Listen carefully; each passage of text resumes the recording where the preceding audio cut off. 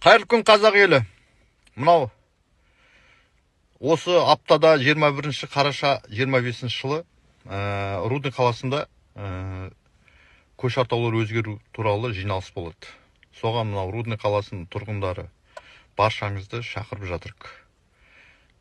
21 қараша 25 жыл сағат 11-де бұрынғы Айгүл кинотеатры. Енді мынау өз екі көше бар, соны өзгертеміз деп, бұны әкімшілік ұйымдастырып жатыр. Сол кездесуде әкімшіліктен болады, депутаттар болады, қала тұрғындары болады. Сондықтан баршамыз қатысу керек, атсалысу керек. Бұл бәлен жылдың жұмыстың нәтижесін аяғына келуі.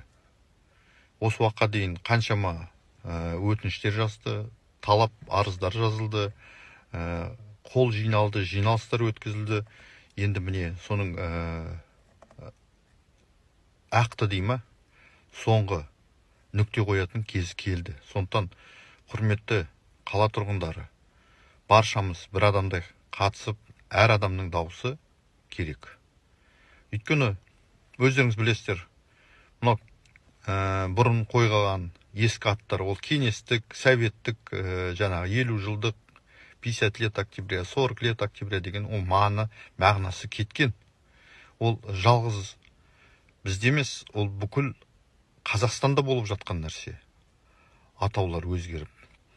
Ол ұлы тұлғаларды, Қазақстанның еңбек сіңірген батырларымыз, ақындарымыз, солардың атын қою, ол біздің міндетіміз. Ол жалғыз бізде болып жатқан жоқ, көрші елдерде де болып жатыр. Оны айта берсек, қаланы өзгертіп жатыр, аттарын өзгертіп жатыр. Мысалы, көрші Ресейде бұрын Ленинград деген город-герой, батыр қала, қаншама блокадада болды, оның өзінің атын өзгертті, Санкт-Петербург, Сталинградты Волгоград деп. Оны айта берсек көп. Енді біз мынау көш атауларын өзгертуге атсалысу. Бұл біздің кейінгі ұрпағымызға, болашақ ұрпақтарымызға, балаларымызға, немерелерімізге ол маңызды, тарихи маңызды. Балалар білу керек.